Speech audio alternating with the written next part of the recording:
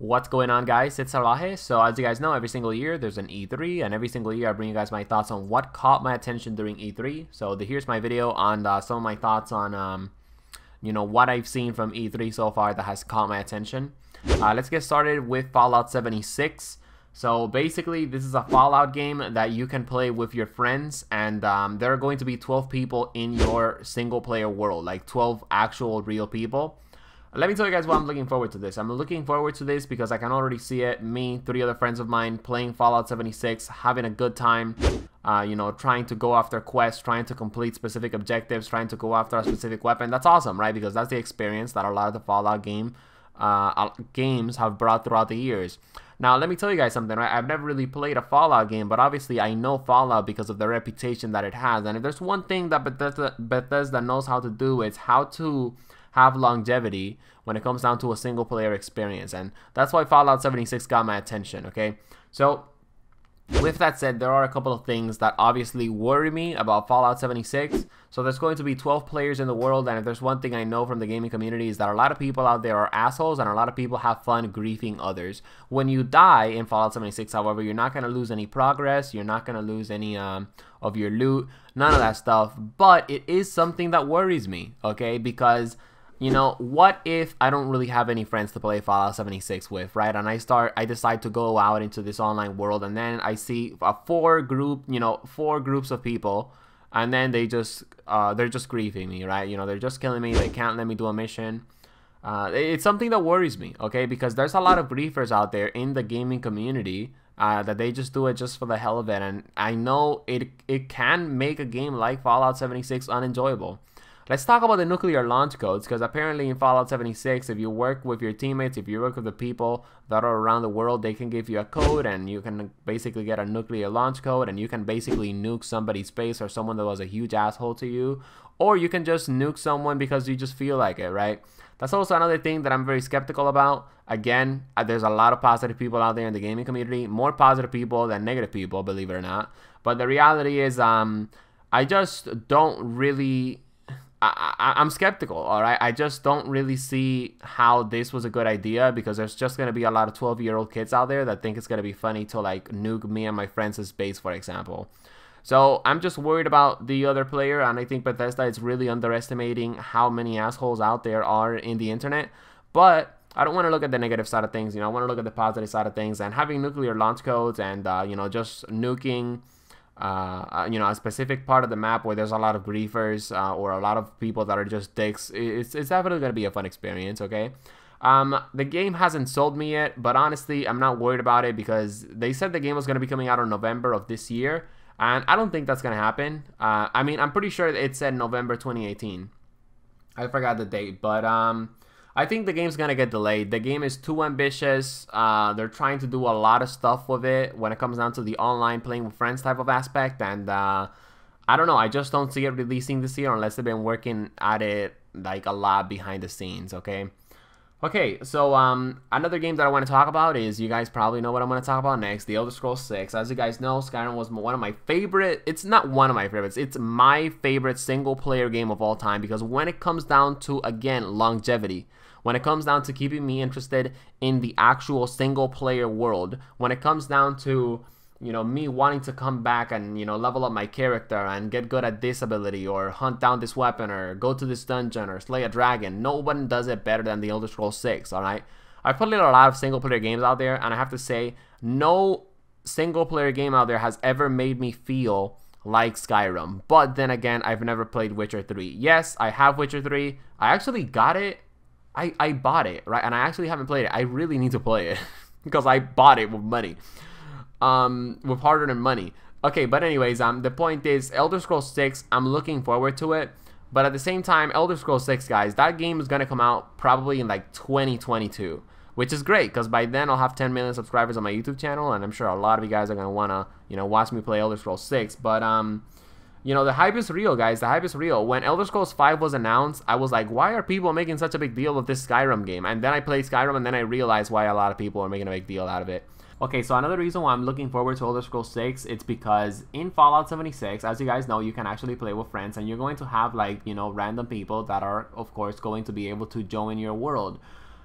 What if you could play Elder Scrolls 6 with friends, just like Fallout 76? What if you could find random people from the internet in your world of Elder Scrolls? What if you're stuck in a dungeon trying to figure out a puzzle to unlock a specific Daedric artifact that you need for a quest, and then a player from the internet just shows up and just starts helping you in your quest? What if you go out with your friends to hunt dragons, for example? The possibilities are endless, and I'm pretty sure Elder Scrolls 6 is going to have this feature that Fallout 76 is going to have, because I think that the only reason why Fallout 76 has this feature that you can play a single player game with your friends, and there's going to be other people from the online world in your game as well. The reason why it's in Fallout 76 is because Bethesda also wanted to put this feature in Elder Scrolls 6, and they were like, hey, you know what, let's just put it on Fallout. Let's learn from our mistakes in Fallout. Let's see what works. Let's see what doesn't work. And then we'll have the system perfected for Elder Scrolls 6. Okay? I mean, don't get me wrong. I'm not saying that, they're using Fallout 76 as like a beta test or whatever. All I'm saying is that they're smart about it. You know what I mean? They're going to bring in that feature into Fallout 76, and they're going to learn from it. And then they're going to probably implement that same feature of playing a single player game with your friends in other of their titles. Anyways, so Fallout 76 is coming this year, right? And then they're going to probably support the game for an entire year, and then probably more after that. And then this other game, I forgot what it's called, Planet Field, something like that. I forgot what the game is called. I actually had it in my brain earlier, but I forgot. But whatever, that game is coming out, and then Elder Scrolls 6 is coming out. Okay, so yeah, I'm also looking forward to Bethesda's new IP, by the way. I hope it's sort of like another single-player experience, because, again, I don't really think there's anyone out there that does single-player experience better than Bethesda, except CD Projekt Red, because, again, a lot of people have told me Witcher 3 is good. I just never really got to play Witcher 3 because the intro was just the slowest thing ever, and it just lost my interest. I'm not going to lie, okay? The grinding at the beginning kind of killed it for me. Okay, so another game that I'm looking forward to, another thing that, oh my god, it almost made me tear up, bro, because I was just so happy. If you guys go through my tweet history, if you guys are a fan of me for a long time, you know that I basically grew up playing the Devil May Cry series, When I came from Cuba, that's one of the first video game series that just got me hooked. Devil May Cry 3, Devil May Cry 2, Devil May Cry 1. I would see my grandma, my cousin playing Devil May Cry 1 and 2, and I would really want to play it. I played Devil May Cry 1, 2, and 3. On the remastered version on the PS3. I got Devil May Cry 4 remastered on the PS4. I played Devil May Cry 4 on my PS3.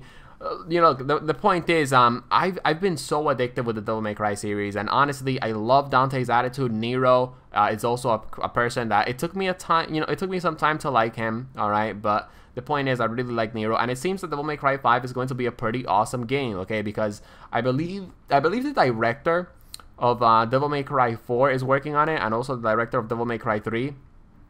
I think so, but don't quote me on that. But the point is, the guy that was working on the game for the past 4 years, he said that this is a game by the fans. And if there's one thing that I know about Devil May Cry fans, is that they've been asking for a continuation to the Devil May Cry series for a long time. I'm hoping to see Virgil somehow implemented into the storyline. I'm hoping to see some more badass moments from Dante. I mean, if I don't get to play as Dante in this game, I'm gonna be a little triggered.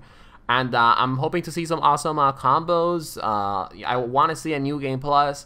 I want to see a lot of features in Devil May Cry 5 that that are going to sort of have me hooked on the game for a while. I don't want microtransactions. I don't want like an online fighting people. I mean, I guess it would be cool, but I don't want none of that. I just want an awesome single-player hack-and-slash game, Devil May Cry style, because DMC Devil May Cry was garbage, and don't at me, that game is trash, and if you like it, well, if you like it, I'm going to hit you in the face with a TV controller. That's what I'm going to do.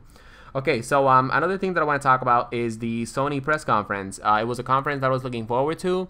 Every single year, I look forward to it because of the professionalism, I guess, and how cool it is, and how much communication the Sony people provide in these press conferences, and this year was just the exact opposite of that.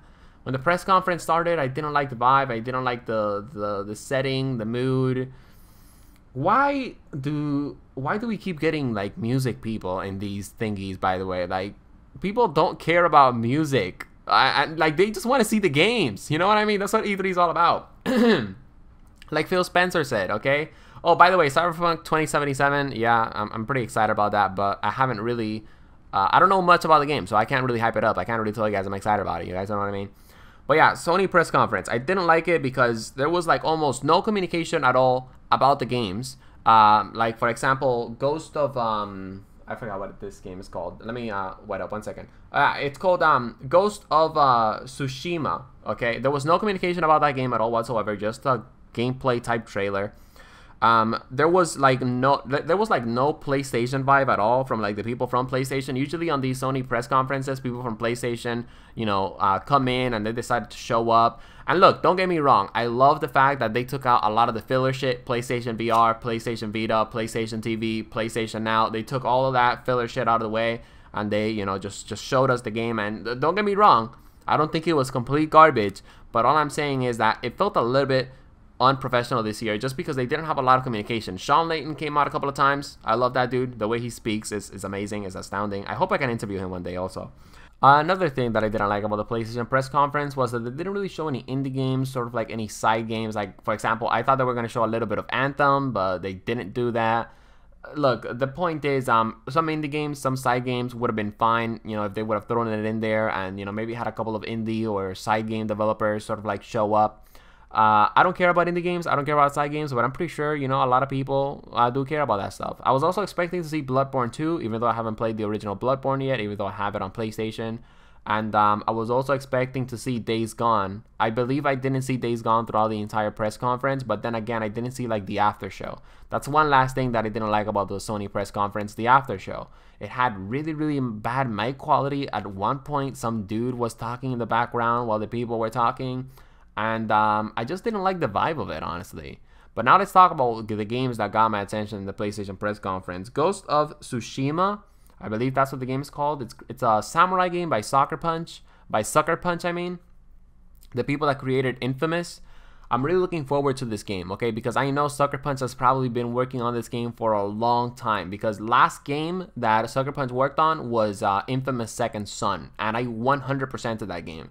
However, there was one major flaw with Infamous Second Son, and that flaw was that I got bored of it way too quickly. All right, once I 100%ed it, once I got the platinum trophy, I was like done with that game. So I hope Ghost of Tsushima sort of has a little bit more of a longevity factor. I get it; it's a single player experience, but please keep me hooked after I complete the story on, you know, just a couple of more things that I can do. Okay, maybe have like a little end game for me. That's basically what I'm expecting from Ghost of Tsushima. Okay, so I'm going to talk about something that a lot of people are like hyping up and all that stuff. Death Stranding. So they showed about an 8-minute trailer / gameplay of Death Stranding. And I still don't fucking get what this game is about. I still don't get the hype that this game has. I don't like this game. Alright? Look, I don't understand this game. And I guess you could say that's why I don't like it. But the point is, if you want me to buy Death Stranding, if you want me to have, you know, attention, if you want me to pay attention to Death Stranding, just tell me what the game is about. All right, like I learned nothing from watching this 8-minute video. Like, it was 8 minutes of my life wasted. All right, look, I loved Metal Gear Solid 5 The Phantom Pain. I loved the previous Metal Gear games. Okay, they were awesome experiences. I didn't play some of them. I actually just watched, you know, the YouTube walkthrough of them on YouTube. But whatever. The point is, I like Hideo Kojima. I like Metal Gear. Okay, but Death Stranding, like, dude, I don't get your message. I don't get what you're trying to say. Like, just stop being so mysterious. Okay, and just fucking tell me what the game is about so I can start hyping it up and I can start looking forward to it. You guys know what I mean? Because every single year I feel like, dude, like, I get it. It's a baby. It's nakedness. It's Norman Reedus. Am I supposed to be excited? Because I'm not. Alright? Again, I don't get the hype in this game. I know I'm triggered talking about it, so we're just going to move on. Spider-Man. It's cool. Anthem. I saw some Anthem on the EA press conference. I saw some questions answered, and I'm skeptical. I'm not going to lie. It's Anthem. You know, like the Division 2, Destiny, you know, all of these other games, like they were like complete disappointments, right? Like, I'm really... Oh, by the way, Destiny 2 The Forsaken, I know I got some Destiny subscribers because I have been posting Destiny content since pre-alpha. I don't care about Destiny The Forsaken. All right, like, if you're telling me I have to pay $60 and then I have $60 to get the game on PC, and then I have to pay $40 more to get Forsaken, and I have to buy Curse of Osiris, a shitty expansion, by the way, and the Warman expansion, another shitty expansion, to pay Forsaken, I'm not gonna do that. Like, do you know how many V-Bucks I can buy with that money, bot? I'm sorry, I'm raising my voice, guys. I'm sorry. But anyways, the point is, I'm not looking forward to Forsaken, and Anthem, while I'm 100% looking forward to it, and while I think it's going to be a game-breaking experience, specifically since it's made by BioWare, and BioWare is known for its stories, I am telling you guys this, I am a little bit skeptical on Anthem, alright? A lot of games have tried to do what Destiny has tried to do and failed multiple times. A lot of games have tried to, you know, do what The Division has tried to do as well, and again, The Division failed. A lot of games have tried to sort of like do the whole Destiny type vibe, and they failed, so I don't know, you know, maybe Anthem won't be that game, and I really do hope so, because I just want an experience like Destiny, and I don't want to get ripped off, alright, because that's how I feel by playing Destiny, alright, that's how I feel about people that bought The Division, okay, that's how I feel about people that, you know, just keep buying games and they don't keep getting, like, what they, you know, what they need to get, alright, I want to play Anthem, and within 1 week, I mean, within 2 months of the game being out, I want to return to the game, and I want to say, all right, today I'm going to work towards this. Today I'm going to work towards that. There's content coming soon, so I'm going to work towards that. Woo! Okay, that was a lot to talk about. Spider-Man for PS4, I'm not really going to get it, most likely. And I still haven't even gotten God of War for PS4, and I really want to get that game. So yeah, Spider-Man for PS4, I mean, I'll probably get it, but only if my YouTube channel is doing really well and I can basically afford it while also getting those V-Bucks.